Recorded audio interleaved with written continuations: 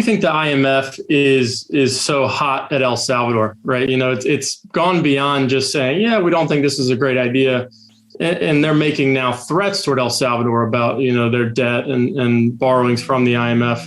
Why do you think it's so vitriolic? Is there some concern, do you think, from, global elite economic actors and supranational organizations that Bitcoin could disrupt sort of their monopoly on global money supply? Yeah, I think there's legitimate fear for more countries doing the same as El Salvador did. And that, of course, diminishes the power that the IMF has and that the central banks, especially the US central bank, has over countries like that.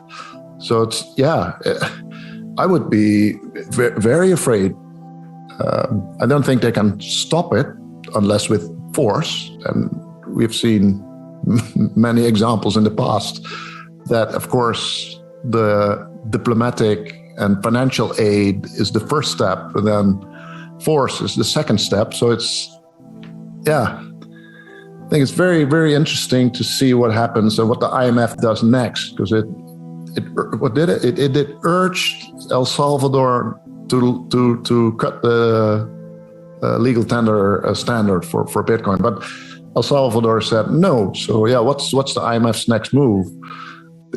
They must be very afraid, because El Salvador is a very small country. It doesn't have an impact on the world economy. So why are they so aggressively and so fiercely fighting El Salvador?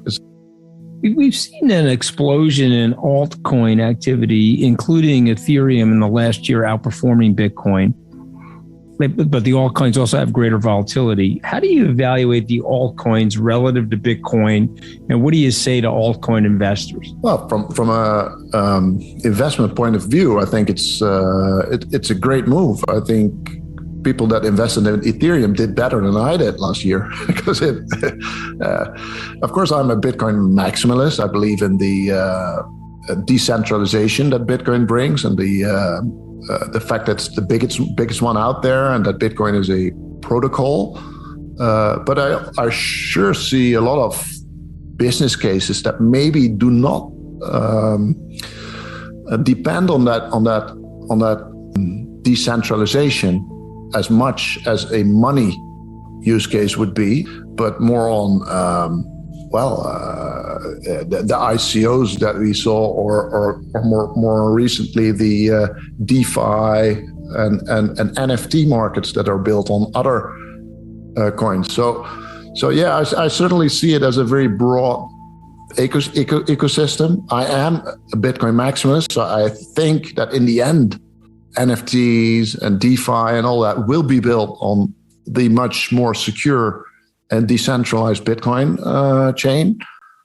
But I can see it's happening right now on Ethereum and Solana and all the other coins, and that it has network effects too. So it might be too late for Bitcoin. It's certainly very interesting, but for me, the decentralized part. So the fact that Ethereum, for example, the main Ethereum chain runs with one company, Infura, and if there's something wrong, or if a government wants to control that chain, it can go to one place and close it down, and then it's over.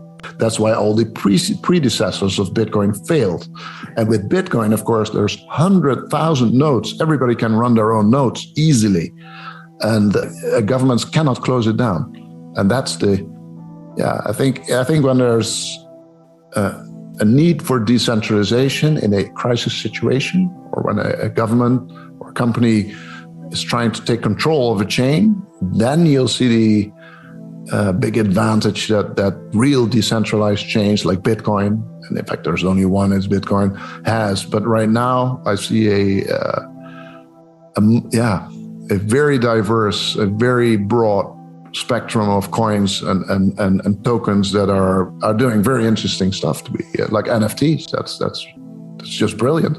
It's also pump and dump. It's also, you see the same thing as with ICOs, that it's the Wild West out there. The US has done a better job than China in not banning it, but regulating it and taxing it. And I guess that's the question that all the governments have to answer for themselves. Do we embrace this new technology, this new money technology, or do we ban it and kill it? And I guess it's the same game theoretical arguments at play, that the first mover advantage that a country has by putting great regulation in place, that brings them all the engineers and the brains and the capital and the venture capital. That's something that they have to really consider. And I guess America is doing a better job than China there.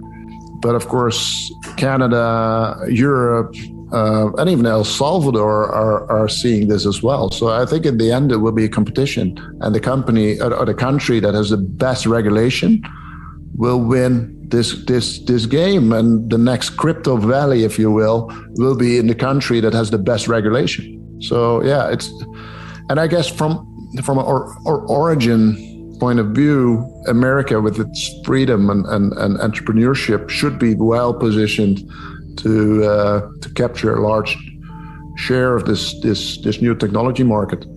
And as we all know, Bitcoin has never been hacked, and the Bitcoin blockchain has never gone down. That can't be said for a lot of these proof of stake chains. So something like Solana, which is one of the best performers in 2021, has had issues with outages. There was also a hack of a wormhole between Ethereum and Solana in recent weeks that led to about $300+ million worth of Solana wrapped Ethereum being pilfered. But there's also, a lot of commentators who say, well, Bitcoin's not the future because proof of work is not environmentally friendly and all those types of things. But what do you say to people who are huge advocates of proof of stake and think that, any crypto future has to involve proof of stake? Why is Bitcoin, the true store of value and the true decentralized network that's going to be a durable store of value over time? Yeah, well, that's exactly the point. The proof of stake versus proof of work. And proof of work with Bitcoin, it is the most important thing that Bitcoin added to the already existing technologies like asymmetric encryption that we do with the public and the private keys, and the peer-to-peer network that we know from BitTorrent.